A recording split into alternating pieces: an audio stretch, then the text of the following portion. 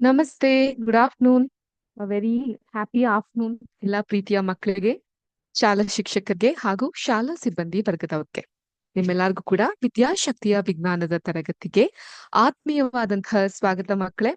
ಮತ್ತೊಮ್ಮೆ ಭೇಟಿ ಆಗ್ತಾ ಇದ್ದೀವಿ ನಮ್ಮ 7ನೇ ಕ್ಲಾಸಿನ ಪಾಠದ ಕುರಿತು. ನಿಮ್ಮನ್ನ ಸ್ವಾಗತಿಸ್ತಾ ಇರೋದು ನಾನು ನಿಮ್ಮ ವಿಜ್ಞಾನದ ಶಿಕ್ಷಕಿ ಅಶ್ವಿತಾ ಮಲ್ನಾಡ್. ಪ್ರಿಯ ವಿದ್ಯಾರ್ಥಿಗಳೇ, ಹೋದ ತರಗತಿಯಲ್ಲಿ ನಾವ್ ಏನ್ರ ಬಗ್ಗೆ ಪಾಠವನ್ನ ಕಲಿತಾ ಇದ್ವಿ? ನೆನ್ಪಿದ್ಯಾ ನಿಮ್ಮೆಲ್ಲರಿಗೂ? ಯಾವ ಪಾಠವನ್ನ ನಾವು ಕಲಿತಿದ್ವಿ? ಸಸ್ಯಗಳಲ್ಲಿ ಪೋಷಣೆ. Very good.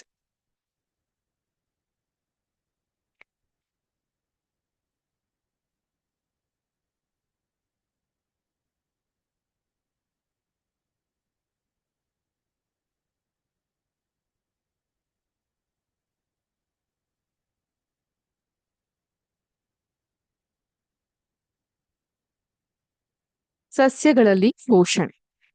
ಈಗ ಸಸ್ಯಗಳಲ್ಲಿ ಪೋಷಣೆ ಈ ಒಂದು ಪಾಠವನ್ನ ಮಾಡ್ತಾ ಕ್ಲೋರೋಫಿಲ್ ಅಥವಾ ಪತ್ರಹರಿಸು ಇದ್ರ ಬಗ್ಗೆ ನಾವು ಮಾತಾಡ್ತಾ ಇದ್ವಿ. ನಾನು ಹೋದ್ ಕ್ಲಾಸ್ ನಲ್ಲಿ ನಿಮ್ಗೆ ನೆನ್ಸಿರೋ ಹಾಗೆ ಒಂದು ಕೆಮಿಕಲ್ ರಿಯಾಕ್ಷನ್ ಅನ್ನ ಕೂಡ ಸರಿದೂಗಿಸಿದ್ವಿ. ಬ್ಯಾಲೆನ್ಸ್ಡ್ ಕೆಮಿಕಲ್ ರಿಯಾಕ್ಷನ್ ಅಂತ ನಾವು ಕರಿತೀವಿ. ನೆನ್ಪಿದ್ಯಾ ಅದೆಲ್ಲ?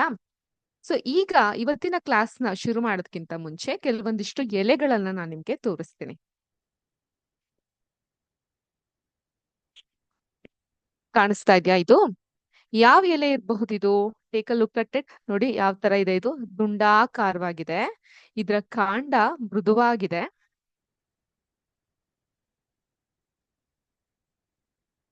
ನೋಡಿದ್ರ ನಾನು ಅದನ್ನ ಮುರಿಬಹುದು, ಅಷ್ಟು ಮೃದುವಾಗಿದೆ ಇದರ ಕಾಂಡ. ಈ ರೀತಿಯಾಗಿದೆ, ತೆಳುವಾಗಿದೆ. ಈ ಎಲೆ ಹೀಗಿರುತ್ತೆ, ದುಂಡಾಕಾರವಾಗಿ. ಇದನ್ನ ನಾವು ಬ್ರಾಹ್ಮಿ ಎಲೆ ಅಥವಾ ಒಂದೆಲಗ ಸೊಪ್ಪು ಅಂತ ಹೇಳ್ತೀವಿ. ಇದು ಬುದ್ಧಿವಂತಿಕೆಯ ಸೊಪ್ಪು ಅಂತ ಹೇಳ್ತಾರೆ. ಮಕ್ಕಳಲ್ಲಿ ಅವರು ಚುರುಕಾಗ್ಲಿಕ್ಕೆ ಈ ಒಂದು ಸೊಪ್ಪಿನ ಚಟ್ನಿಯನ್ನ ಮಾಡೋ ಅಥವಾ ವಿವಿಧ ಬಗೆಯಲ್ಲಿ ಇದನ್ನ ತಿನ್ನಿಸ್ತಾರೆ. ಹಸಿದಾಗೂ ಹಾಗೆ ತಿನ್ಬಹುದು. ಇದು ಒಂದೆಲ್ಗ ಸೊಪ್ಪು ಅಥವಾ ಬ್ರಾಹ್ಮಿ ಎಲೆಗಳು ಅಂತ ಕರೀತಾರೆ. ಹಾಗೇನೆ ಇಲ್ಲೊಂದು ಎಲೆ ಇದೆ ನೋಡಿ. ಇದು ಹೃದಯದ ಆಕಾರದಲ್ಲಿದೆ. ಕಾಣ್ತಾ ಇದ್ಯಾ? ಹಾರ್ಟ್ ಶೇಪ್ ಅಲ್ಲಿ ಇದೆ. ಹಿಂದೆ ಈ ರೀತಿಯಾಗಿ ಅಡ್ಡ ಗೆರೆಗಳನ್ನ ನೀವು ಕಾಣ್ತಾ ಹೋಗಬಹುದು. ಇದು ಕೂಡ ಬಹಳ ಮೃದುವಾದ ಕಾಂಡವನ್ನ ಹೊಂದಿದೆ. ಈ ಗೆರೆಗಳನ್ನ ಸಂಪೂರ್ಣ ಚಿತ್ರಣ ಬೇಕಂದ್ರೆ ಇದು ನೀರಿನಲ್ಲಿ ನೆನೆಸ್ಬಿಟ್ಟು ನಂತರ ಒಣಗಿಸ್ಬೇಕು. ಆಗ ನಿಮ್ಗೆ ಈ ಗೆರೆಗಳು ತುಂಬಾ ಸ್ಪಷ್ಟವಾಗಿ ಕಾಣ್ಲಿಕ್ಕೆ ಶುರುವಾಗುತ್ತೆ. ಇದನ್ನ ನಾವು ಅಮೃತ ಬಳ್ಳಿ ಅಂತ ಕರಿತೀವಿ. ಅಮೃತದಂತೆ ಆರೋಗ್ಯಕ್ಕೆ ಬಹಳ ಸಹಕಾರಿಯಾದದ್ದು. ಇನ್ನೊಂದು ಪುಟ್ಟ ಎಲೆ ಇದೆ ಇಲ್ಲಿ. ಕಾಣ್ತಾ ಇದೆಯಾ? ಚಿಕ್ಕದ್ದು. ಯಾವ ಬಣ್ಣದಲ್ಲಿದೆ ಇದು? ಹಸಿರು ಬಣ್ಣನ ಎಲೆಗಳೆಲ್ಲ ಇರೋದು.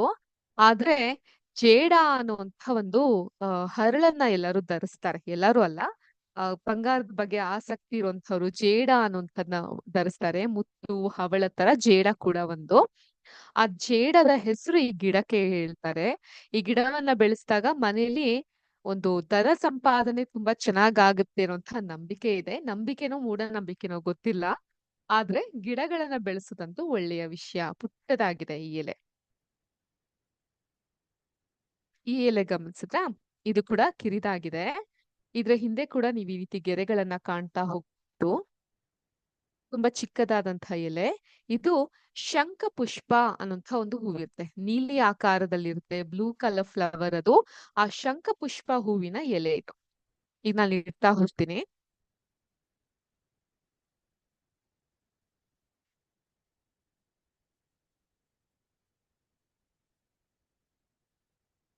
ನೋಡಿದ್ರಾ? ಒಂದಕ್ಕಿಂತ ಒಂದು ಎಲೆಗಳು ಎಷ್ಟು ಭಿನ್ನವಾಗಿದೆ. ಆದ್ರೆ ಇವುಗಳ ಬಣ್ಣ ಯಾವುದು? ಹಸಿರು. ಇವುಗಳಲ್ಲೆಲ್ಲ ಕಾಮನ್ ಆಗಿ ಕಾಣೋದು ಯಾವ್ದು ನೀವು? ಹಸಿರು, ಗ್ರೀನ್ ಕಲರ್. ಒಂದು ಮಾಮೂಲಿ ಯೂಸ್ ಮಾಡುವಂತಹ ಆರ್ನಮೆಂಟಲ್ ಪ್ಲಾಂಟ್ ಅಥವಾ ಡೆಕೋರೇಷನ್ ಪ್ಲಾಂಟ್ ಜೇಡ. ಇನ್ನೊಂದು ಹೂ ಕೊಡುವಂತಹ ಶಂಖಪುಷ್ಪ. ಇದೊಂದು ಆಯುರ್ವೇದಿಕ್ ಔಷಧಿ ಆಗಿರುವಂತಹ ಬ್ರಾಹ್ಮಿ ಎಲೆ. ಇದು ಅಮೃತ ಬಳ್ಳಿ, ಆರೋಗ್ಯಕರವಾಗಿ ಬಳಸುವಂತಹದ್ದು. ಇವು ಭಿನ್ನ ಭಿನ್ನ ಆಗಿದ್ರು ಕೂಡ ಇದರ ಬಣ್ಣ ಯಾವ್ದಿದೆ? ಹಸಿರು. ಸಾಮಾನ್ಯವಾಗಿ ಎಲೆಗಳು ಯಾಕೆ ಹಸಿರು ಬಣ್ಣದಲ್ಲಿ ಇರುತ್ತೆ ಅಂತ ಯಾರಾದ್ರೂ ಊಹಿಸಬಲ್ಲಿರಾ? ಗೊತ್ತಿದ್ಯಾ ನಿಮ್ಗೆ ಯಾಕದು ಹಸಿರು ಬಣ್ಣದಲ್ಲೇ ಇರುತ್ತೆ ಅನ್ನೋದು? ಬೇರೆ ಬಣ್ಣಗಳಲ್ಲೂ ಇರಬಹುದಲ್ವಾ ಎಲೆಗಳು? ಹಸಿರು ಬಣ್ಣಗಳಲ್ಲೇ ಯಾಕದಿರುತ್ತೆ? ಯಾಕಂತ ಹೇಳಿದ್ರೆ ಈ ಒಂದು ಎಲೆಗಳಲ್ಲಿ ಉಂಟಾಗುವಂತಹ ಕ್ಲೋರೋಫಿಲ್. ಕ್ಲೋರೋಫಿಲ್ ಅಂದ್ರೆ ಪತ್ರ ಹರಿತು ಅಂತ ಕರಿತೀವಿ ನಾವು ಕನ್ನಡದಲ್ಲಿ. ಪತ್ರ ಹರಿತು. ಈ ಒಂದು ಪತ್ರ ಹರಿತು ಅನ್ನೋದು ಎಲೆಗಳಿಗೆ ಹಸಿರು ಬಣ್ಣವನ್ನ ಕೊಡ್ತಾರೆ. ಅದಕ್ಕೋಸ್ಕರ ಎಲೆಗಳು ಕ್ಲೋರೋಫಿಲ್ ಎಂಬ ಹಸಿರು ವರ್ಣಿಕೆಯನ್ನ ಹೊಂದಿರುತ್ತೆ. ಸೂರ್ಯನ ಬೆಳಕಿನಲ್ಲಿರುವಂತಹ ಶಕ್ತಿಯನ್ನ ಹಿಡಿದಿಟ್ಟುಕೊಳ್ಳುವ ಅದು ಎಲೆಗಳಿಗೆ ಸಹಾಯ ಮಾಡುತ್ತೆ. ಈ ಶಕ್ತಿಯು ಕಾರ್ಬನ್ ಡೈಆಕ್ಸೈಡ್ ಮತ್ತು ನೀರಿನೊಂದಿಗೆ ಕಾರ್ಬನ್ ಡೈಆಕ್ಸೈಡ್ ಮತ್ತು ನೀರಿನೊಂದಿಗೆ ಆಹಾರವನ್ನ ಸಂಶ್ಲೇಷಿಸಲು ಬಳಕೆಯಾಗುತ್ತೆ. ಸೂರ್ಯನ ಬೆಳಕಿನಲ್ಲಿ ಆಹಾರ ಸಂಶ್ಲೇಷಣೆ ನಡೆಯುವುದರಿಂದ ಇದಕ್ಕೆ ದ್ಯುತಿ ಸಂಶ್ಲೇಷಣೆ ಅಂತ ಕರಿತೀವಿ. ಏನಂತ ಕರಿತೀವಿ? ಇದಕ್ಕೆ ದ್ಯುತಿ ಸಂಶ್ಲೇಷಣೆ ಅಂತ ಕರಿತೀವಿ.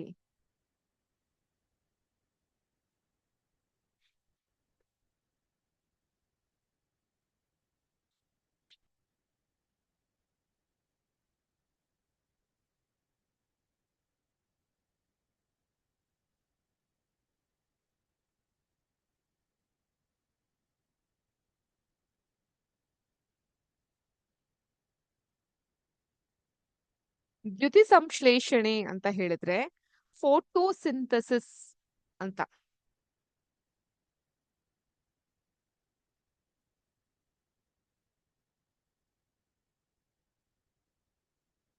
ನೀವು ಕೂಡ ನಿಮ್ಮ ಸುತ್ತಮುತ್ತಲಿನ ಇರುವಂತಹ ಪರಿಸರದಲ್ಲಿ ಇಂತಹ ಎಲೆಗಳನ್ನ ಕಲೆಕ್ಟ್ ಮಾಡಬಹುದು.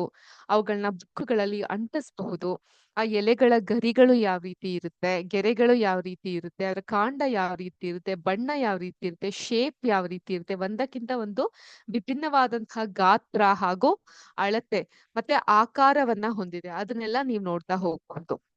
ಇಲ್ಲಿ ದ್ಯುತಿ ಅಂತ ಹೇಳಿದ್ರೆ ಬೆಳಕು ಅನ್ನುವಂತಹ ಅರ್ಥ.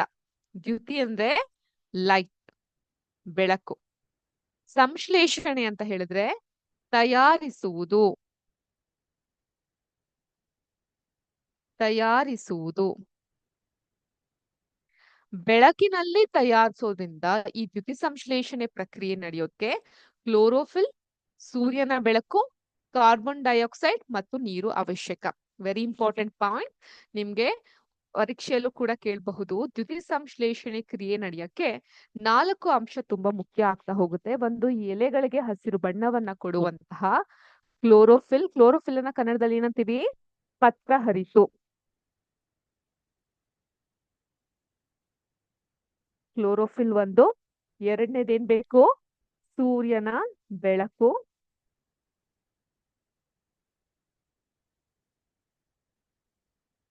ಮೂರನೇದೇನ್ ಬೇಕು? Carbon dioxide. ನಾಲ್ಕನೇದೇನ್ ಬೇಕು? ನೀರು, H2O. ಸೊ ಇವಿಷ್ಟು ಒಂದು ದ್ಯುತಿ ಸಂಶ್ಲೇಷಣೆಗೆ ಕ್ರಿಯೆಗೆ ಬೇಕಾಗಿರುವಂತಹದ್ದು, ಅವಶ್ಯಕತೆ ಇರೋದು. ಇದು ಭೂಮಿಯ ಮೇಲಿನ ಒಂದು ವಿಶಿಷ್ಟವಾಗಿರುವಂತಹ ಪ್ರಕ್ರಿಯೆ. ಭೂಮಿ ಬಿಟ್ಟು ಇನ್ನೆಲ್ಲೂ ನಡೆಯಲ್ಲ ಈ ಪ್ರಕ್ರಿಯೆ. ಯಾಕಂದ್ರೆ ಜೀವಿಗಳಿರೋದು ಎಲ್ಲಿ? ಭೂಮಿ ಮಾತ್ರ ಅಲ್ವಾ? ಎಲೆಗಳಿಂದ ಹೀರಿಕೆಯಾದಂತಹ ಸೌರಶಕ್ತಿ, ಸೋಲಾರ್ ಎನರ್ಜಿ, ಸಸ್ಯಗಳಲ್ಲಿ ಆಹಾರದ ರೂಪದಲ್ಲಿ ಸಂಗ್ರಹಿಸಲ್ಪಡುತ್ತೆ. ಹೀಗೆ ಸೌರಶಕ್ತಿಯು ಎಲ್ಲಾ ಶಕ್ತಿಗಳ ಮೂಲ ಆಕಾರವಾಗಿದೆ. ಅರ್ಥ ಆಯ್ತಾ? The base of all energy is solar energy. ಇದನ್ನ ನಾನು ಲಾಸ್ಟ್ ಟೈಮು ನಿಮ್ಗೊಂದು ಚಿತ್ರವನ್ನ ತೋರಿಸಿದ್ದೆ. ಈಗಲೂ ಕೂಡ ತೋರಿಸುವಂತಹ ಪ್ರಯತ್ನವನ್ನ ಮಾಡ್ತೀನಿ. ಈ ಒಂದು ಚಿತ್ರವನ್ನ ಗಮನಿಸಬಹುದು ನೀವಿಲ್ಲಿ. ಏನೇನ್ ಕಾಣ್ತಿದ್ದೀರಾ? ಲೈಟ್ ಎನರ್ಜಿ ಅಂದ್ರೆ ಸೌರಶಕ್ತಿ, ಕಾರ್ಬನ್ ಡೈಆಕ್ಸೈಡ್ ಮತ್ತೆ ನೀರು, ಇದರಿಂದ ಉತ್ಪಾದಿಸಲ್ಪಡುವಂತಹ ಸಕ್ಕರೆಯ ಅಂಶ ಮತ್ತೆ ಆಕ್ಸಿಜನ್. ಇವಿಷ್ಟು ಕೂಡ ಬೇಕು. ಏಂತಕ್ಕೆ ಬೇಕು? ಒಂದು ಸಸ್ಯ ತನ್ನಷ್ಟಕ್ಕೆ ತಾನೇ ಆಹಾರವನ್ನ ತಯಾರಿಸ್ಕೊಳ್ಲಿಕ್ಕೆ. ಅಂಡ್ ಇಫ್ ಯು ರಿಮೆಂಬರ್, ನಾನು ಈ ಒಂದು ಕೆಮಿಕಲ್ ಫಾರ್ಮುಲಾವನ್ನು ನಾನು ನಿಮ್ಗೆ ತೋರಿಸಿದ್ದೆ. ಇನ್ನೊಮ್ಮೆ ತೋರಿಸ್ತೇನೆ.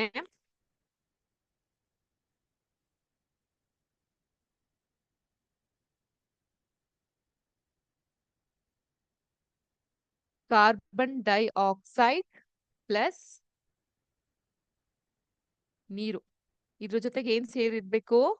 ಸೂರ್ಯನ ಶಕ್ತಿ ಅಥವಾ ಸೌರಶಕ್ತಿ ಮತ್ತೆ ಕ್ಲೋರೋಫಿಲ್.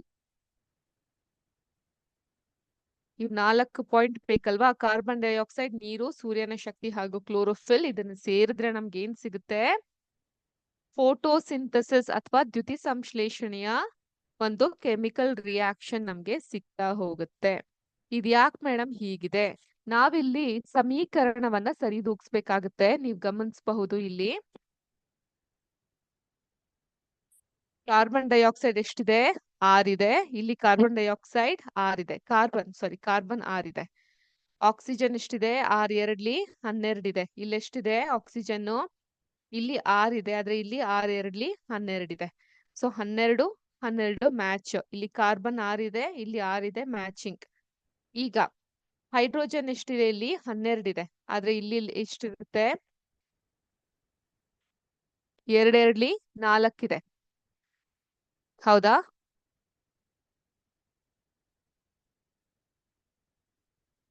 ಇದು 6 ಆಗಿರ್ಬೇಕು, 2 ಅಲ್ಲ 6.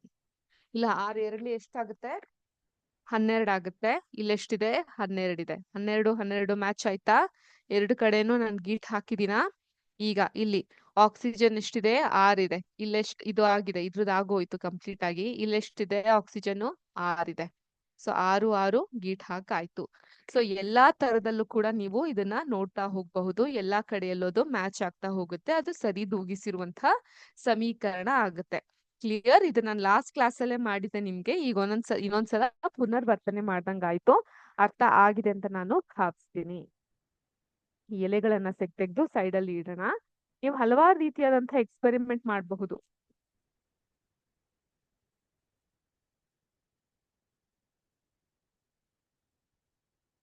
ಈ ರೀತಿಯಾಗಿ ಹರಿದು ನೋಡಬಹುದು. ಇದು ಯಾವ ರೀತಿ ಕಾರ್ಯವೈಖರಿಯನ್ನ ಮಾಡುತ್ತೆ, ಜಜ್ಜಿ ನೋಡಬಹುದು, ಅದರ ರಸವನ್ನ ತೆಗೆದು ನೋಡಬಹುದು. ಆದ್ರೆ ಏನ್ ಮುಖ್ಯ? ವಿವೇಚನೆಯಿಂದ ಮಾಡುವಂತಹ ಕೆಲಸ ಬಹಳ ಮುಖ್ಯ ಆಗ್ತಾ ಹೋಗುತ್ತೆ. ಓಕೆ, ಈಗ ನಿಮ್ಮಲ್ಲಿ ಪ್ರಶ್ನೆ ಬರಬಹುದು, ಮೇಡಮ್ ಕೆಲವೊಂದಿಷ್ಟು ಗಿಡಗಳು ಹಸಿರು ಬಣ್ಣ ಮಾತ್ರ ಇರೋದಿಲ್ಲ. ನಾವೀಗ ಅರಿಶಿನ ಬಣ್ಣದ ಎಲೆಗಳನ್ನ ನೋಡಿರ್ತೀವಿ. ಹಣ್ಣೆಲೆ ಯಾವ ರೀತಿ ಇರುತ್ತೆ? ಅರಿಶಿನ ಬಣ್ಣ ಇರುತ್ತೆ, ಅಥವಾ ಆರೆಂಜ್ ಕಲರ್ ಬಣ್ಣದಲ್ಲಿ ಇರುತ್ತೆ. ಕೆಂಪು ಬಣ್ಣದಲ್ಲಿ ಇರುವಂತಹ ಎಲೆಗಳನ್ನ ನೋಡಿದೀವಿ. ರಿಯೋ ಅಂತ ಒಂದು ಎಲೆ ಇರುತ್ತೆ, ಅದು ನೇರಳೆ ಬಣ್ಣದಲ್ಲಿ ಇರುತ್ತೆ. ಈಗ ಕ್ಲೋರೋಫಿಲ್ ಪತ್ರ ಹರಿತು ಹಸಿರು ಬಣ್ಣದ್ದೇ ಆಯ್ತು ಅಂದ್ರೆ ಇದೆಲ್ಲ ಯಾಕೆ ಬೇರೆ ಬೇರೆ ಬಣ್ಣಗಳಲ್ಲಿದೆ? ಯಾಕಂತ ಹೇಳಿದ್ರೆ ಇವುಗಳಲ್ಲಿ ಕ್ಲೋರೋಫಿಲ್ ಗ್ರೀನ್ ಪಿಗ್ಮೆಂಟೇಶನ್ ಜೊತೆಗೆ ಬೇರೆ ಪಿಗ್ಮೆಂಟೇಶನ್ಗಳು ಇರುತ್ತೆ. ಈಗ ಹಳದಿ ಅಥವಾ ಆರೆಂಜ್ ಕಲರ್ ಬೇಕಂದ್ರೆ ಕ್ಯಾರಟೆನಾಯ್ಡ್ಸ್ ಅಂತ ಹೇಳ್ತೀವಿ ನಾವು ಅದನ್ನ. ಇದು ನಿಮ್ಮ ಸಿಲೆಬಸ್ ಅಲ್ಲಿ ಇಲ್ಲ, ಬಟ್ ನಿಮ್ಮ ಹೆಚ್ಚಿನ ಅರಿವಿಗೆ ಗೊತ್ತಾಗ್ಲಿ ಅಂತ ನಾನು ಹೇಳ್ತಾ ಇರೋದು. ಹಳದಿ ಅಥವಾ ಕೇಸರಿ ಬಣ್ಣಕ್ಕೆ ಬರ್ಬೇಕಂದ್ರೆ ಕ್ಯಾರಟೆನಾಯ್ಡ್ಸ್ ಅನ್ನುವಂಥ ಒಂದು ಪಿಗ್ಮೆಂಟೇಶನ್ ಕ್ಲೋರೋಫಿಲ್ ತರಾನೇ ಇರ್ಬೇಕು. ಇಲ್ಲ ಕೆಂಪು ಅಥವಾ ನೇರಳೆ ಬಣ್ಣದಲ್ಲಿ ಬರ್ಬೇಕಂದ್ರೆ ಆಂಟೋಕೈನನ್ಸ್ ಅಂತ ಇರುತ್ತೆ. ಆಂಟೋಸಿಯಾನಿನ್ಸ್. ಹೀಗೆ ಎಲೆಗಳಲ್ಲಿ ಬೇರೆ ಬೇರೆ ಬಣ್ಣಕ್ಕೆ ಬರ್ಲಿಕ್ಕೆ ಬೇರೆ ಬೇರೆ ತರವಾದಂತಹ ಪಿಗ್ಮೆಂಟೇಶನ್ಗಳು ಇದ್ದೇ ಇರುತ್ತೆ. ಅರ್ಥ ಆಯ್ತಾ? ಅದರಲ್ಲಿ ಒಂದು ಕ್ಲೋರೋಫಿಲ್ ಅಥವಾ ಪತ್ರಹರಿತು. ಇದು ಸಾಮಾನ್ಯವಾಗಿ ಸಸ್ಯಗಳಲ್ಲಿ ಹಸಿರು ಬಣ್ಣವನ್ನ ಕೊಡುತ್ತೆ. ಮತ್ತೆ ಸೂರ್ಯನ ಬೆಳಕನ್ನ ಹೀರ್ಕೊಂಡು ದ್ಯುತಿ ಸಂಶ್ಲೇಷಣೆ ಕ್ರಿಯೆಗೆ ಸಸ್ಯಗಳಿಗೆ ಆಹಾರವನ್ನ ತಯಾರಿಸಲಿಕ್ಕೆ ಸಹಾಯ ಮಾಡುತ್ತೆ.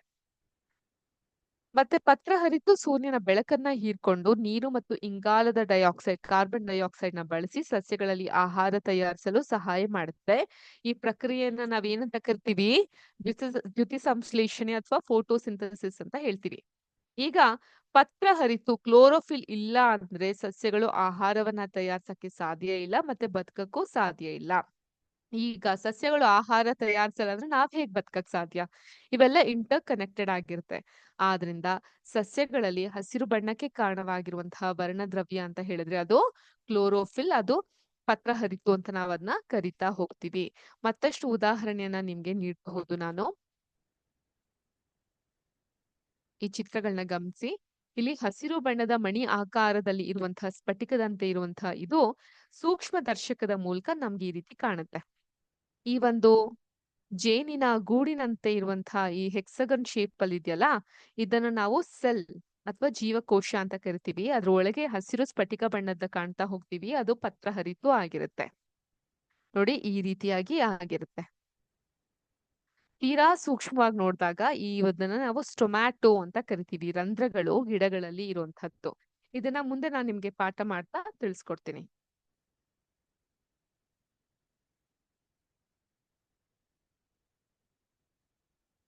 ಈಗ ದ್ಯುತಿ ಸಂಶ್ಲೇಷಣೆ ಬಗ್ಗೆ ತಿಳ್ಕೊಂಡ್ವಿ. ದ್ಯುತಿ ಸಂಶ್ಲೇಷಣೆ ಇಲ್ಲ ಅಂತ ಹೇಳಿದ್ರೆ ಭೂಮಿಯಲ್ಲಿ ನಾವ್ ಯಾರು ಜೀವಿಸಕ್ ಸಾಧ್ಯ ಇಲ್ಲ ಅಂತಾನು ತಿಳ್ಕೊಂಡ್ರಿ. ಅದಕ್ಕೆ ಸಂಬಂಧಪಟ್ಟಂತಹ ಸಮೀಕರಣವನ್ನ ಕೂಡ ತಿಳ್ಕೊಂಡ್ರಿ. ಈಗ ಈ ಕ್ಲೋರೋಫಿಲ್ ಅಥವಾ ಪತ್ರರಂಧ್ರಗಳು ಎಲೆಗಳ ಅಡ್ಡಭೇದವಲ್ಲಿ ಭಾಗವಾಗಿ ಇರುತ್ತದೆ. ಇಲ್ಲಿ ತೆರೆದ ಪತ್ರರಂಧ್ರ ಇರುತ್ತೆ, ಕಾವಲು ಕೋಶ ಇರುತ್ತೆ. ಸೊ ಆ ತೆರೆದ ಪತ್ರರಂಧ್ರ ಹೇಗಿರುತ್ತೆ ಅನ್ನೋದನ್ನ ನಾವು ಈಗ ಇಮೇಜ್ ಮೂಲಕ ನೋಡೋಣ. ಇದು ಓಪನ್ಡ್ ಆಗಿರುವಂತಹ ಸ್ಟೊಮ್ಯಾಟೊ ಅಥವಾ ತೆರೆದ ಪತ್ರರಂಧ್ರಗಳು ಕಾಣಿಸ್ತಾ ಇದೆಯಾ? ಏನಾಗುತ್ತೆ, ಈ ಪ್ರಕ್ರಿಯೆಯಲ್ಲಿ ಆಕ್ಸಿಜನ್ ಬಿಡುಗಡೆಯಾಗುತ್ತೆ. ಕಾರ್ಬೋಹೈಡ್ರೇಟ್ಗಳು ಅಂತಿಮವಾಗಿ ಪಿಷ್ಟ ಪಿಷ್ಟ ಅಂದ್ರೆ ಸ್ಟಾರ್ಚ್ ಆಗಿ ಪರಿವರ್ತನೆಯಾಗುತ್ತೆ. ಎಲೆಗಳಲ್ಲಿರುವಂತಹ ಪಿಷ್ಟವು ದ್ಯುತಿ ಸಂಶ್ಲೇಷಣೆ ಉಂಟಾಗಿದೆ ಅನ್ನೋದನ್ನ ಸೂಚಿಸುತ್ತೆ. ಪಿಷ್ಟವು ಕೂಡ ಕಾರ್ಬೋಹೈಡ್ರೇಟ್ ಕೂಡ ಆಗಿರುತ್ತೆ.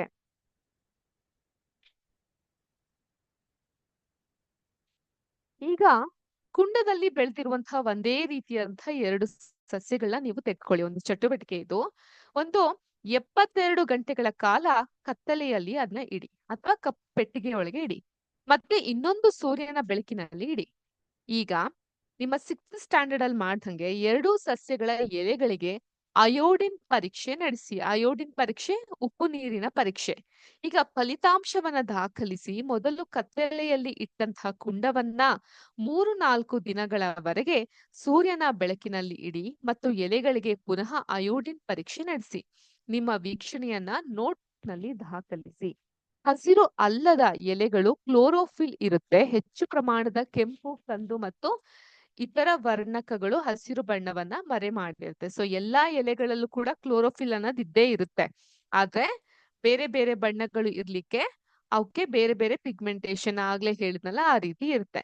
ಇನ್ನು ಕೊಳಗಳು ಅಥವಾ ನಿಂತ ನೀರಿನ ಆಕಾರಗಳಲ್ಲಿ ಕೊಳಕಾದ ಹಸಿರು ಬಣ್ಣದ ತೇಪೆ ಅನ್ನ ನೀವು ಗಮನಿಸಬಹುದು. ಅದನ್ನ ಆಲ್ಗೆ ಅಂತ ಹೇಳ್ತೀವಿ, ಪ್ಯಾಚಸ್ ಅಂತೀವಿ. ನೀವು ಸಾಮಾನ್ಯವಾಗಿ ಶೈವಲಗಳೆಂಬ ಜೀವಿಗಳ ಬೆಳವಣಿಗೆಯಿಂದ ಉಂಟಾಗಿರುತ್ತೆ. ಶೈವಗಳು ಹಸಿರು ಬಣ್ಣದಲ್ಲಿ ಇರುತ್ತೆ ಅನ್ನೋದನ್ನ ನೀವು ನೋಡಿರಬಹುದು. ಹಸಿರು ಬಣ್ಣ ನೀಡುವಂತಹ ಕ್ಲೋರೋಫಿಲ್ ಗಳನ್ನ ಅವು ಕೂಡ ಹೊಂದಿರುತ್ತೆ. ಶೈವಗಳು ಕೂಡ ದ್ಯುತಿ ಸಂಶ್ಲೇಷಣೆಯಿಂದ ತಮ್ಮ ಸ್ವಂತ ಆಹಾರವನ್ನ ತಯಾರಿಸಿರುತ್ತೆ. ನೋಡಿರ್ತೀರ ಶೈವಲಗಳನ್ನ.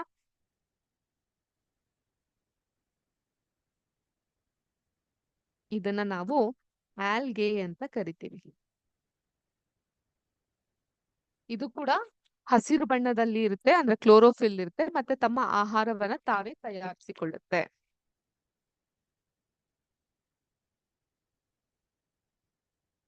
ತೆರೆದಿರುವಂತಹ ಪತ್ರ ಹರಿತನ ನೋಡಿರಬಹುದು, ಓಪನ್ಡ್ ಆಗಿದೆ ನೋಡಿ. ಇದು ಸೂಕ್ಷ್ಮ ದರ್ಶಕದ ಅಡಿಯಲ್ಲಿ ಈ ನೇರಳೆ ಬಣ್ಣದ ಎಲೆ, ಅದನ್ನ ನಾವು ರಿಯೋ ಅಂತ ಕರಿತೀವಿ. ಆ ಎಲೆಯನ್ನ ಇಟ್ಟಾಗ ಈ ರೀತಿಯ ಕಾಣುತ್ತೆ. ನಾ ಆಗ್ಲೇ ಹೇಳ್ದಂಗೆ ಈ ಎಲೆಗಳು ಕೂಡ ನೋಡಬಹುದು. Green leaves have an abundance of the green pigment chlorophyll. ಇದರಲ್ಲಿ ಹಸಿರು ಬಣ್ಣದ ಪಿಗ್ಮೆಂಟೇಶನ್ ಇರುವಂತಹ ಪತ್ರ ಹರಿತು ಇರುತ್ತೆ, ಅದಕ್ಕೆ ಅದು ಗ್ರೀನ್ ಕಲರ್ ಆಗಿರುತ್ತೆ. ಆದರೆ ಹಸಿರೆಲೆಗಳು ತಮ್ಮ ಬಣ್ಣವನ್ನ ಅದು ಉದುರುವಂತಹ ಸಮಯದಲ್ಲಿ, ಎಲೆಗಳು ಉದುರುವಂತಹ ಸಮಯದಲ್ಲಿ ಕಳ್ಕೊಳ್ಳುತ್ತೆ. ಯಾಕಂದ್ರೆ ಅದರಲ್ಲಿ ಎಲೋ ಕ್ಯಾರಟಿನಾಯ್ಡ್ಸ್ ಅನ್ನೋದು ಇರುತ್ತೆ. ಅರ್ಥ ಆಯ್ತಾ? ಅದೇ ರೀತಿ ಹಸಿರು ಬಣ್ಣವಲ್ಲದಂತಹ ಎಲೆಗಳಲ್ಲಿ ರೆಡ್ ಮ್ಯಾಪಲೆ ಅಥವಾ ಆಂಥೋಸಿನಾನಿನ್ಸ್ ಅನ್ನುವಂತಹ ಒಂದು ಪಿಗ್ಮೆಂಟೇಶನ್ ಇರೋದ್ರಿಂದ ಅದು ಕೆಂಪು ಬಣ್ಣವನ್ನ ಪಡ್ಕೊಂಡಿರುತ್ತೆ. ಇದು ನಿಮ್ಮ ಸಿಲೆಬಸ್ ನಲ್ಲಿ ಇಲ್ಲ, ನಿಮ್ಗೆ ಪರೀಕ್ಷೆಯಲ್ಲಿ ಕೇಳದೆ ಹೋದ್ರೆ ಇದ್ರೂ ಕೂಡ ಇದನ್ನ ಕಲಿಯೋದು ಬಹಳ ಬಹಳ ಮುಖ್ಯವಾಗಿ ಇರುತ್ತೆ. ಓಕೆ, ಈಗ ಕೆಲವೊಂದಿಷ್ಟು ಬಣ್ಣ ಬಣ್ಣದ ಎಲೆಗಳು ನಿಮ್ಮ ಶಾಲಾ ಒಂದು ಉದ್ಯಾನವನದಲ್ಲಿ ನೀವು ಕಾಣಬಹುದು, ಅಥವಾ ನಿಮ್ಮ ಮನೆಗಳಲ್ಲಿ ಕಾಣಬಹುದು, ಅಥವಾ ನಿಮ್ಮ ಮನೆಯ ಹತ್ರ ಪಾರ್ಕ್ ಅಥವಾ ಉದ್ಯಾನವನಗಳಿದ್ರೆ ಅಲ್ಲೂ ಕೂಡ ಕಾಣಬಹುದು. ಕೆಲವೊಂದಿಷ್ಟು ಹೀಗಿರುತ್ತೆ ನೋಡಿ. ಒಂದೇ ಗಿಡಗಳಲ್ಲಿ ಎಷ್ಟೊಂದು ವಿಭಿನ್ನವಾಗಿರುತ್ತೆ. ಗುಲಾಬಿ ಬಣ್ಣ ಇದೆ, ಕೆಂಪು ಬಣ್ಣ ಇದೆ, ಕಂದು ಬಣ್ಣ ಇದೆ, ಹಾಗೂ ಆ ಬಣ್ಣಗಳಲ್ಲೂ ನೋಡಿ ಕೇಸರಿ ಬಣ್ಣ ಇದೆ. ಎಷ್ಟೊಂದು ವೈವಿಧ್ಯತೆಯನ್ನ ನೀವು ಕಾಣ್ತಾ ಹೋಗ್ಬೋದು ಒಂದೇ ಗಿಡದ ಎಲೆಗಳಲ್ಲಿ.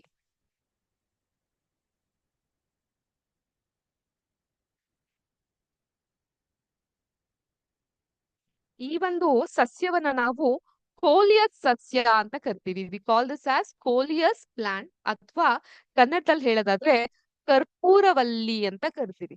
ನಾಗವಲ್ಲಿ ಅಲ್ಲ, ಕರ್ಪೂರವಲ್ಲಿ ಅಂತ ಕರಿತೀವಿ. ಓಕೆ, ಇದು ನೋಡಿ. ಮತ್ತೊಂದು ಅಲಂಕಾರಿಕವಾದಂತಹ ಗಿಡ. ಇದನ್ನ ನಾವು ಪಾಲಿಯೇಜ್ ಪ್ಲಾಂಟ್ ಅಥವಾ ಅಂಗುಲ ಸಸ್ಯ, ಒಂದು ಅಂಗುಲದಷ್ಟು ಉದ್ದ ಇದೆ, ಅಂಗುಲ ಸಸ್ಯ ಅಂತ ಕರಿತೀವಿ. ಇದು ತುಂಬಾ ಫೇಮಸ್, ಎಲ್ಲಾ ಕಡೆ ಕಾಣ್ಲಿಕ್ಕೆ ಸಿಗುತ್ತೆ. ಇದನ್ನ ನಾವು ಕ್ರೋಟಾನ್ ಗಿಡಗಳು ಅಂತ ಕರಿತೀವಿ.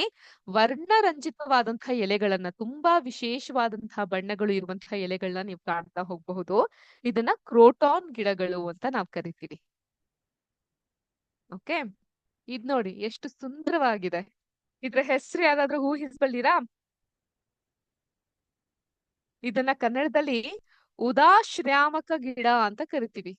ಇಷ್ಟು ಉದ್ದ ಇದೆ ಹೆಸರು, ಆದ್ರೆ ಇಂಗ್ಲಿಷ್ ನಲ್ಲಿ ಪರ್ಪಲ್ ಶ್ಯಾಮ್ ರಾಕ್ ಅಂತ ಕರಿತೀವಿ. Purple Shyam rock. ಸೊ ಇದು ನಿಮ್ಮ ಸಿಲೆಬಸ್ ನಲ್ಲಿ ಇಲ್ಲದೆ ಹೋದ್ರು ಕೂಡ ಕೇಳಲಿಕ್ಕೆ ಇದು ರಿಯೋ ಗಿಡ ತರ ಇದೆ, ಆಸಕ್ತಿದಾಯಕ ಅನ್ಸುತ್ತೆ. ನಿಮ್ಮ ಸುತ್ತಮುತ್ತಲು ಇರುವಂತಹ ಎಲೆಗಳನ್ನ ನೀವು ಕೂಡ ಗಮನಿಸ್ಲಿಕ್ಕೆ ಇದು ಸಹಾಯಕವಾಗಿ ಇರುತ್ತೆ. ಓಕೆ, ಪರ್ಪಲ್ ಶ್ಯಾಮ್ ರಾಕ್, ಇದು ಕ್ರೋಟಾನ್ ಗಿಡ. ಇದನ್ನ ನಾವು ಅಂಗುಲ ಸಸ್ಯ ಅಥವಾ ಇಂಚ್ ಪ್ಲಾಂಟ್ ಅಂತ ಕರಿತೀವಿ. ಮತ್ತು ಇದು ಕರ್ಪೂರವಲ್ಲಿ. ಇದು ಕೆಲವೊಂದಿಷ್ಟು ವಿಶಿಷ್ಟವಾದಂತಹ ಗಿಡಗಳು ನಮ್ಮ ಸುತ್ತಮುತ್ತಲೂ ಇರುತ್ತೆ, ಆದ್ರೆ ಅದ್ರ ಬಗ್ಗೆ ನಮ್ಗೆ ಅಷ್ಟೊಂದು ತಿಳಿದಿರೋದಿಲ್ಲ. ಅಂತಹ ಗಿಡಗಳ ಬಗ್ಗೆ ಆಯ್ತು. ಈಗ ಆಲ್ಗೆ, ಶೈವಲಗಳ ಬಗ್ಗೆ ಸಹ ನಾವು ತಿಳ್ಕೊಳ್ಳುವಂತಹ ಪ್ರಯತ್ನವನ್ನ ಮಾಡಿದ್ವಿ. ಈಗ ಸಸ್ಯಗಳಲ್ಲಿ ಕಾರ್ಬೋಹೈಡ್ರೇಟ್ ಹೊರತುಪಡಿಸಿ ಬೇರೆ ಯಾವ ಆಹಾರ ಸಂಶ್ಲೇಷಣೆ ನಡೆಯುತ್ತೆ ಅನ್ನೋದ್ ಕಡೆ ಗಮನ ಕೊಡೋಣ.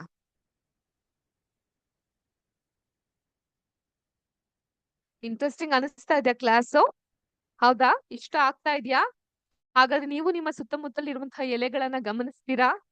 Very good. ಈಗ ಸಸ್ಯಗಳು ದ್ಯುತಿ ಸಂಶ್ಲೇಷಣೆ ಪ್ರಕ್ರಿಯೆ ಮೂಲಕ ಕಾರ್ಬೋಹೈಡ್ರೇಟ್ ಅನ್ನ ಸಂಶ್ಲೇಷಿಸುತ್ತೆ ಅಂತ ಈಗಾಗಲೇ ನಮ್ಗೆ ಗೊತ್ತಾಗಿದೆ. ಕಾರ್ಬೋಹೈಡ್ರೇಟ್ಗಳು ಕಾರ್ಬನ್,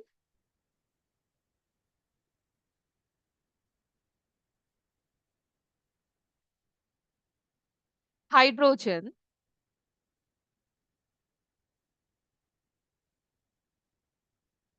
ಮತ್ತು ಆಕ್ಸಿಜನ್ ಗಳಿಂದ ಮಾಡಲ್ಪಟ್ಟಿದೆ. ಕಾರ್ಬೋಹೈಡ್ರೇಟ್ಸ್ ಏನಿಂದ ಮಾಡಲ್ಪಟ್ಟಿದೆ? ಕಾರ್ಬನ್, ಹೈಡ್ರೋಜನ್ ಮತ್ತು ಆಕ್ಸಿಜನ್ ಗಳಿಂದ ಮಾಡಲ್ಪಟ್ಟಿದೆ. ಪ್ರೋಟೀನ್ ಮತ್ತು ಕೊಬ್ಬುಗಳಂತ ಆಹಾರದ ಇತರ ಘಟಕಗಳು ಸಂಶ್ಲೇಷಣೆಯಲ್ಲೂ ಕೂಡ ಇದು ಬಳಕೆ ಆಗುತ್ತೆ. ಆದ್ರೆ ಪ್ರೋಟೀನ್ಗಳು ನೈಟ್ರೋಜನ್ ಹೊಂದಿರುವ ನೈಟ್ರೋಜನ್ ಯುಕ್ತ ವಸ್ತುಗಳು, ಸಸ್ಯಗಳು ನೈಟ್ರೋಜನ್ ಅನ್ನ ಪಡೆದುಕೊಳ್ಳುತ್ತೆ. ಎಲ್ಲಿಂದ? ಗಾಳಿಯ ರೂಪದಲ್ಲಿ. ಗಾಳಿಯ ಅನಿಲದಲ್ಲಿ ನೈಟ್ರೋಜನ್ ಹೇರಳವಾಗಿ ಇರೋದ್ರಿಂದ ಅದು ಅಲ್ಲಿಂದ ಪಡ್ಕೊಳ್ಳುತ್ತೆ, ಸಸ್ಯಗಳು ಹೀರ್ಕೊಳ್ಳುತ್ತೆ. ಮತ್ತೆ ಮಣ್ಣಿನಲ್ಲಿರುವಂತಹ ನಿರ್ದಿಷ್ಟ ಬ್ಯಾಕ್ಟೀರಿಯಾಗಳು ಅನಿಲ ರೂಪದ ನೈಟ್ರೋಜನ್ ಅನ್ನ ಬಳಸಬಲ್ಲ ರೂಪಕ್ಕೆ ಪರಿವರ್ತಿಸುತ್ತೆ ಮತ್ತು ಅದು ಮಣ್ಣಿಗೆ ಬಿಡುಗಡೆ ಮಾಡುತ್ತೆ.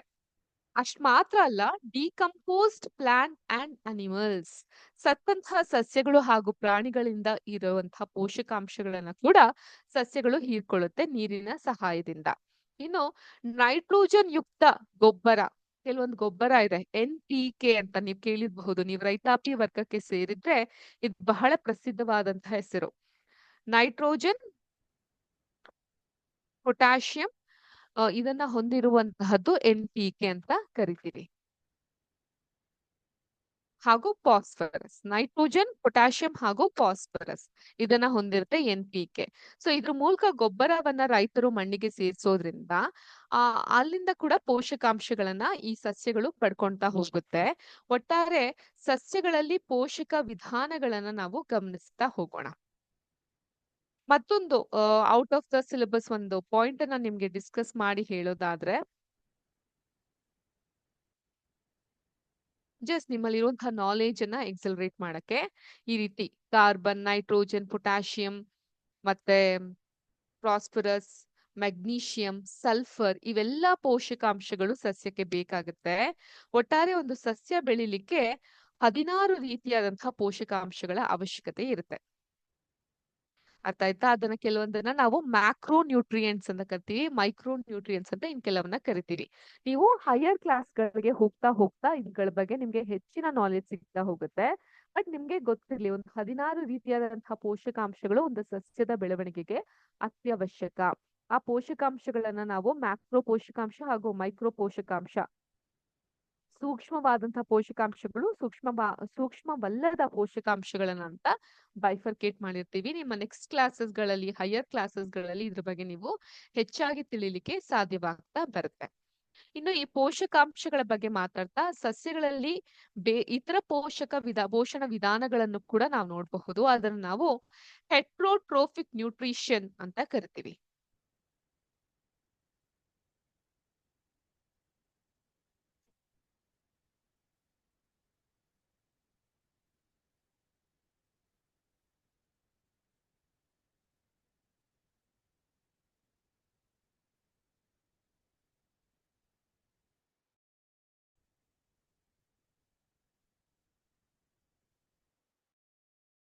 ಏನಿದು ಹೆಟ್ರೋಟ್ರೋಫಿಕ್ ನ್ಯೂಟ್ರಿಷನ್? ಈಗ ಆಹಾರದ ಸಂಶ್ಲೇಷಿಸಿಕೊಳ್ಳಲಾರವು, ಅಂದ್ರೆ ಅವು ಆಹಾರವನ್ನ ಅವೇ ತಯಾರಿಸ್ಕೊಡ್ಲಿಕ್ಕೆ ಸಾಧ್ಯವಿಲ್ಲ. ಮತ್ತ ಅದ್ ಹೇಗ್ ಬದುಕುತ್ತೆ? ನೀವ್ ಹಿಂದೆ ಹೇಳಿದ್ರಿ ಎಲ್ಲಾ ಸಸ್ಯಗಳಲ್ಲೂ ಕ್ಲೋರೋಫಿಲ್ ಇರುತ್ತೆ, ಕ್ಲೋರೋಫಿಲ್ ಇಲ್ಲದೆ ದ್ಯುತಿ ಸಂಶ್ಲೇಷಣೆ ನಡೆಯಲ್ಲ, ದ್ಯುತಿ ಸಂಶ್ಲೇಷಣೆ ನಡೆಯದೆ ಆಹಾರ ತಯಾರಿಸ್ಕೊಳ್ಲಿಕ್ಕಾಗಲ್ಲ, ಆಹಾರ ತಯಾರಿಸ್ಕೊಂಡ್ರೆ ನಮ್ಗೆ ಆಹಾರ ಸಿಗಲ್ಲ ಅಂತ ಹೇಳಿದ್ರಿ. ಆದ್ರೆ ಈಗ ಹೇಳ್ತಾ ಇದ್ದೀರಾ ಅವುಗಳ ಆಹಾರವನ್ನ ಕೆಲವೊಂದು ಸಸ್ಯಗಳು ತಯಾರಿಸ್ಕೊಳ್ಲಿಕ್ಕೆ ಆಗಲ್ಲ ಅಂತ. ಮತ್ತ ಅದ ಆಹಾರವನ್ನ ಹೇಗ್ ಪಡ್ಕೊಳ್ಳುತ್ತೆ ನೋಡಿ. ಮಾನವರು ಮತ್ತು ಪ್ರಾಣಿಗಳಂತೆಯೇ ಕೆಲವೊಂದು ಸಸ್ಯಗಳು ತಮ್ಮ ಆಹಾರವನ್ನ ತಾವೇ ತಯಾರಿಸ್ಕೊಳ್ಲಿಕ್ಕಾಗದೆ ಬೇರೆಯವರ ಮೇಲೆ ಅವಲಂಬಿತವಾಗಿರ್ತಾರೆ. ಅರ್ಥ ಆಯ್ತಾ? ಅಂತಹವ್ರನ್ನ ನಾವು ಹೆಟಿರೋಟ್ರೋಫಿಕ್ ನ್ಯೂಟ್ರಿಷನ್ ಅಂತ ಕರಿತೀವಿ. ಅಥವಾ ಕನ್ನಡದಲ್ಲಿ ಹೇಳೋದಾದ್ರೆ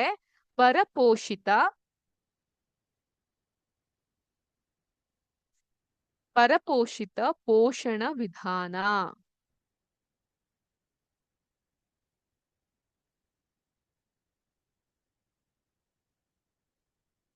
ಪರಪೋಷಿತ ಪೋಷಣ ವಿಧಾನ ಅಂತ ಕರಿತೀವಿ. ಈಗ ಒಂದು ನಿಮ್ಮ ಟೆಕ್ಸ್ಟ್ ಬುಕ್ ಅನ್ನ ಓಪನ್ ಮಾಡಿದ್ರೆ ನೀವೊಂದು ಪಿಕ್ಚರ್ ಅನ್ನ ನೋಡಬಹುದು. ಕಸ್ಕ್ಯೂಟ ಅಂತ ಇದರ ಒಂದು ಮರದ ಹೆಸರು. ಅಮಾರ್ ಬೆಲ್ ಅಂತ ಸಹ ಕರೀತಾರೆ ಇದನ್ನ. ಪೇಜ್ ನಂಬರ್ 7 ನೀವು ಓಪನ್ ಮಾಡ್ಬೇಕು. ಪೇಜ್ ನಂಬರ್ 7 ಅನ್ನ ಓಪನ್ ಮಾಡಿದ್ರೆ ಇದು ನಿಮ್ಗೆ ಕಾಣ್ತಾ ಹೋಗುತ್ತೆ. ಸೊ ಇಲ್ಲಿ ಆ ಗಿಡದ ಮೇಲೆ ಓಪನ್ ಮಾಡಿದ್ರೆ ಎಲ್ಲರೂ ಪೇಜ್ ನಂಬರ್ 7 ಅನ್ನ, ಅಲ್ಲಿ ನಿಮ್ಗೆ ಈ ಒಂದು ಗಿಡದ ಚಿತ್ರಣವನ್ನ ಕಾಣ್ತಾ ಹೋಗುತ್ತೆ. ಸೊ ಕಾಣ್ತಾ ಇಲ್ಲ ಅಂದ್ರೆ ಮ್ಯಾಮ್ ತೋರ್ಸದ ನಿಮ್ಗೆ? 1 ಸೆಕೆಂಡ್.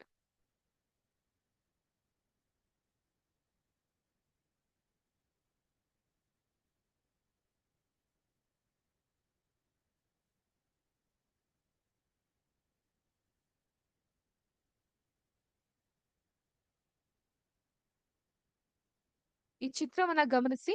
ಈ ಒಂದು ಮರದ ಮೇಲೆ ಹಳದಿ ಬಣ್ಣದ ದಾರದಂತಹ ಚಿತ್ರಗಳನ್ನ ನೀವು ಕಾಣಬಹುದು. ಕಾಣಿಸ್ತಾ ಇದೆಯಾ?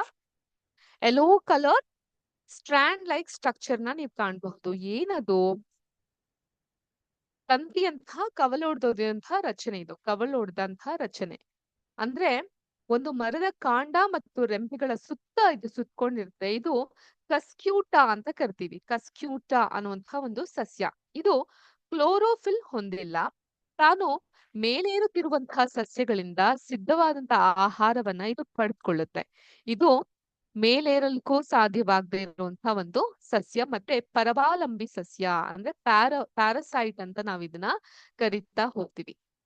ಅರ್ಥ ಆಯ್ತಾ? ಅಥವಾ ಆತಿಥೇಯ ಸಸ್ಯ ಅಂದ್ರೆ ಗೆಸ್ಟ್ ಪ್ಲಾಂಟ್ ಅಂತ, ಹಾಸ್ಟ್ ಪ್ಲಾಂಟ್ ಅಂತ ಕರಿತೀವಿ.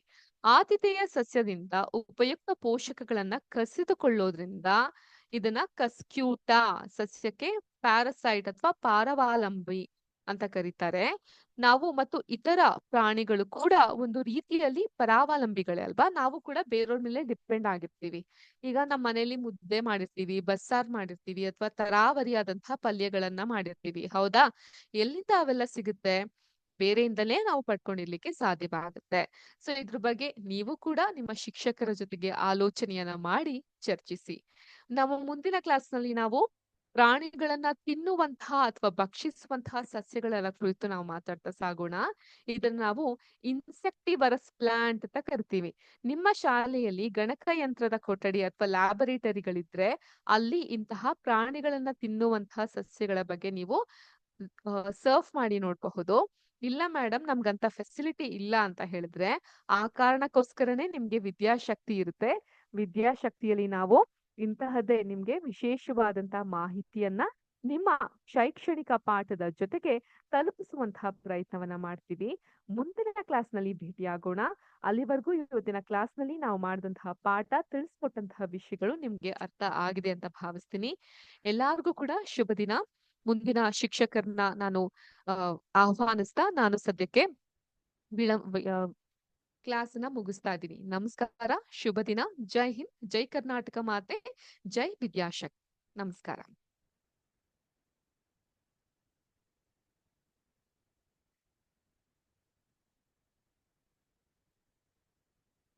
ಎಲ್ಲ ಮಕ್ಕಳಿಗೂ ಶುಭ ಸಂಜೆ.